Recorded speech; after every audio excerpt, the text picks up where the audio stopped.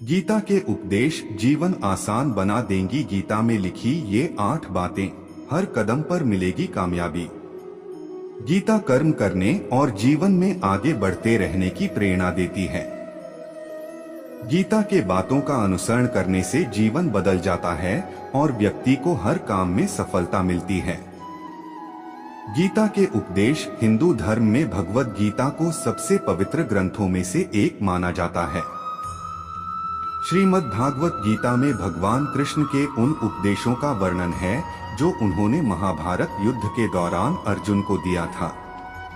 गीता में 18 अध्याय और 700 श्लोक हैं, जिनमें धर्म के मार्ग का अनुसरण करते हुए कर्म करने की शिक्षा दी गई है। शास्त्रों के अनुसार भगवद गीता में मनुष्य को अपनी हर समस्या का हल मिल सकता है। माना जाता है कि गीता के बातों का अनुसरण करने से जीवन बदल जाता है और व्यक्ति को हर काम में सफलता मिलती है। इसके साथ ही गीता में सफलता के कुछ मंत्र भी बताए गए हैं, जिन्हें आप जीवन में उतार सकते हैं। गीता कर्म करने और जीवन में आगे बढ़ते रहने की प्रेरणा देती है। ऐसे में आइए जानते हैं गीता के उन रहस्यमयी बातों को जिसे हर मनुष्य को अपने जीवन में उतारनी चाहिए। किसी भी कार्य को टाले नहीं। श्रीमद् भगवत गीता के अनुसार भगवान श्री कृष्ण कहते हैं कि कभी भी किसी काम को टालना नहीं चाहिए। निश्चित समय पर अपना काम को पूरा कर लेनी चाहिए। अगर आप कोई व्यक्ति ऐसा करता है तो वो हमेशा सफलता को प्राप्त करता है। वहीं अगर आप हमेशा अपने कर्म से भागते रहेंगे तो भी आप जीवन में सफलता हासिल नहीं कर पाएंगे। गीता में कहा गया है कि यदि व्यक्ति का कर्म सही दिशा में हो तो वह बड़ी से बड़ी मुश्किल का सामना भी आसानी से कर लेता है और कभी उसे असफलता का सामना नहीं करना पड़ता है। इन लोगों को ही मिलती है सफलता। भगवद गीता में भगवान श्री कृष्ण कहते हैं कि जरूरी नहीं है कि हर व्यक्ति हर काम में माहिर हो या वो सभी कार्यों को सही तरीका से कर सकते हैं। इसलिए अपनी शक्ति पहचानें और उसी काम को करने का प्रयास करें जिसमें आप अच्छे हैं। इससे भी आपकी सफलता निश्चित है। कभी कभी हम लोग सोचते हैं कि मैं बनान ये चाहते थे और बन ये गए हैं, लेकिन भगवान श्री कृष्ण कहते हैं कि आप वही जीवन में कर पाते हैं जिसके लिए आपका जन्म हुआ है धरती पर। खुद पर नियंत्रण है बेहद जरूरी। डर लगने में कोई बुराई नहीं है, लेकिन उस डर को कभी भी खुद पर हावी न होने दें। खुद पर काबू रखकर ही सफलता को पाना संभव है। व्यक्ति का मस्तिष्क तभी तक उसका मित्र है जब तक वह उसके नियंत्रण में है। जब आपका दिमाग आपके नियंत्रण से बाहर हो जाता है तो वही उसका सबसे बड़ा शत्रु भी बन जाता है। इसीलिए जब तक आप सही है और जीवन में कोई गलती नहीं करते हैं तो आप किसी से बिल्कुल भी न डरे। यदि आप इस वीडियो को देख रहे हो भक्तों तो इस चैनल को जरूर सब्सक्राइब कर लीजिए। इस चैनल पर मैं आपके अनुसार प्रेरणादायक वीडियो लाता रहता हूं।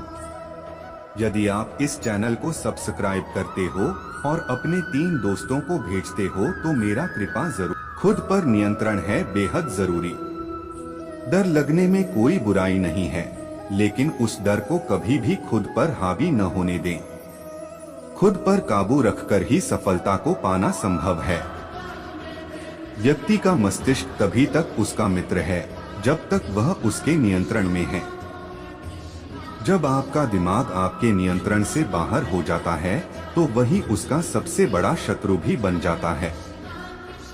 इसीलिए जब तक आप सही है और जीवन में कोई गलती नहीं करते हैं तो आप किसी से बिल्कुल भी न डरे। भगवान गीता के अनुसार किसी भी व्यक्ति को खुद से बेहतर कोई नहीं जान सकता। इसलिए स्वयं का आकलन करना बेहद जरूरी है। हम लोगों को हमेशा लगता है कि वो काम नहीं कर सकते हैं जो कोई दूसरा करता है। गीता के अनुसार जो भी व्यक्ति अपने गुणों और कमियों को जान लेता है वह अपने व्यक्तित्व का निर्माण करके हर काम में सफलता प्राप्त कर सकता है। अपने मन पर नियंत्रण रखें। श्री कृष्ण कहते हैं कि कई बार हमारा मन ही हमारे दुखों का कारण बन जाता है। गीता के अनुसार जिस व्यक्ति ने अपने मन पर काबू पा लिया, उसे नियंत्रण करने की कला सीख लिया है, तो वह मन में पैदा होने वाली बेकार की चिंताओं और इच्छाओं से भी दूर रहता है। इसके साथ ही व्यक्ति को अपने लक्ष्य को भी आसानी से प्राप्त कर लेता है। अपने क्रोध पर काबू रखें। कहा जाता है, मनुष्य का पतन का मुख्य कारण क्रोध ही होता है। क्रोध में कोई भी व्यक्ति खुद पर नियंत्रण खो बैठता है और आवेश में आकर गलत कार्य भी कर देता है। कभी कभी गुस्से में व्यक्ति खुद का अहित कर बैठता है। इसलिए क्रोध को खुद पर हावी नहीं होने देना चाहिए। गीता में श्री कृष्ण ने बताया है कि यदि गुस्सा आए तो स्वयं को शांत रखने का प्रयास करें। फल की इच्छा छोड़ देना चाहिए। गीता में श्री कृष्ण के उपदेश के अनुसार मनुष्य को फल की इच्छा छोड़कर कर्म पर ध्यान देना चाहिए, क्योंकि मनुष्य जैसा कर्म करता है उसे फल भी उसी के अनुरूप मिलता है। इसीलिए कर्मयोगी को कभी भी फल की चिंता नहीं करनी चाहिए। स्पष्ट नजरिया रखें। गीता के अनुसार व्यक्ति को संदेह या संशय का स्थिति में नहीं रहना चाहिए। जो लोग संशय का स्थिति में रहते हैं उनका भला नहीं हो सकता है। जीवन में स्पष्ट नजरिया होना चाहिए। किसी भी मनुष्य का लक्ष्य एकदम सीधा होना चाहिए, यानी कहें तो वो अपने लक्ष्य से भटकना नहीं चाहिए। ज्योतिष संबंधित चुनिंदा सवालों के जवाब प्रकाशित किए जाएंगे। ज्योतिष शास्त्र में कई ऐसे उपाय बताए गए हैं जिन्हें करने से जीवन की हर परेशानी दूर की जा सकती है। ये उपाय करियर, नौकरी, व्यापार, पारिवारिक कलह सहित कई अन्य कार्यों में भी सफलता दिलाते हैं। नीचे दिए गए विभिन्न समस्याओं के निवारण के लिए आप एक बार ज्योतिषीय सलाह जरूर ले सकते हैं। यदि आपकी कोई ज्योतिषीय, आध्यात्मिक या गूढ़ जिज्ञासा हो तो अपनी जन्म तिथि, जन्म समय व जन्म स्थान के साथ कम शब्दों में अपना प्रश्न। जब कोई झूठा आरोप लगे तो धैर्य न छोड़े। द्वारका में एक सूर्य भक्त था सत्राजित। उसे सूर्य देव ने स्यमंतक नाम की चमत्कारी मणि दी थी। ये मणि रोज 20 तोला सोना उगलती थी। एक दिन श्री कृष्ण ने सत्राजित से कहा कि आप ये मणि राजकोष में देंगे तो इससे मिले धन से प्रजा की अच्छी देखभाल हो सकेगी। सत्राजित ने श्री कृष्ण को मणि देने से मना कर दिया। इस घटना के कुछ दिन बाद सत्राजित के भाई प्रसेनजित ने मणि चुरा ली।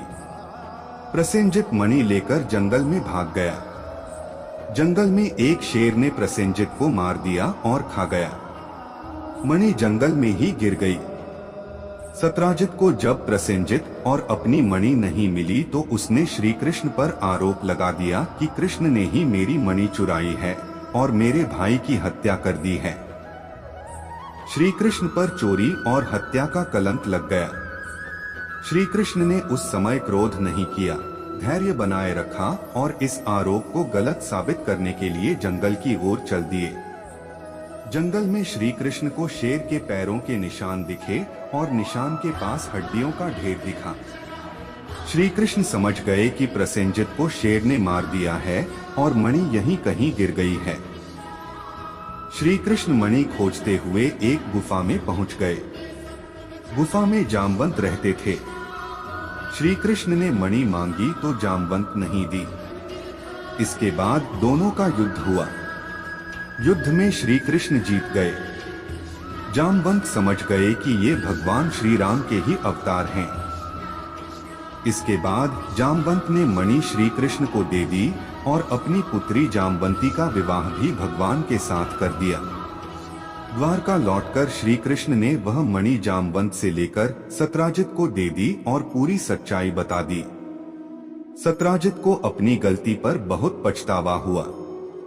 कथा की सीख हमारे ऊपर जब भी झूठे आरोप लगे तो हमें धैर्य नहीं छोड़ना चाहिए, बल्कि शांति से पूरी बात समझें और आरोपों को झूठा साबित करें। कभी भी अपने बल पर घमंड न करें और दूसरों को कमजोर न समझें। महाभारत युद्ध में अर्जुन और कर्ण आमने सामने थे। दोनों दिव्य अस्त्र शस्त्रों से लड़ रहे थे। जब जब अर्जुन के तीर के कर्ण के रथ पर लग रहे थे तो कर्ण का रथ बहुत पीछे खिसक रहा था। दूसरी ओर जब जब कर्ण के तीर अर्जुन के रथ पर लगते तो उसका रथ थोड़ा सा ही पीछे खिसकता था। ये देखकर अर्जुन को घमंड हो गया कि उसके बाणों में ज्यादा शक्ति है। अर्जुन ने ये बात श्री कृष्ण से कही तो भगवान ने कहा कि तुम्हारे बाणों से ज्यादा शक्ति कर्ण के बाणों में है। भगवान की बात सुनकर अर्जुन ने कहा कि ये कैसे संभव है, मेरा रथ तो थोड़ा सा ही पीछे खिसक रहा है। श्री कृष्ण ने कहा कि तुम्हारे रथ पर मैं स्वयं बैठा हूँ, ऊपर ध्वजा पर हनुमान जी विराजित हैं, तुम्हारे रथ के पहिए को शेषनाग ने थाम रखा है। इतना होने के बाद भी कर्ण के बाण के ये रथ पीछे खिसक रहा है तो इसका मतलब यही है कि उसके बाणों में ज्यादा शक्ति है।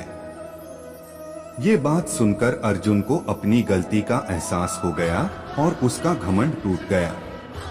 कथा की सीख। इस कथा में श्री कृष्ण ने अर्जुन को सीख दी है कि कभी अपनी शक्ति का घमंड न करें और शत्रु को कमजोर न समझें।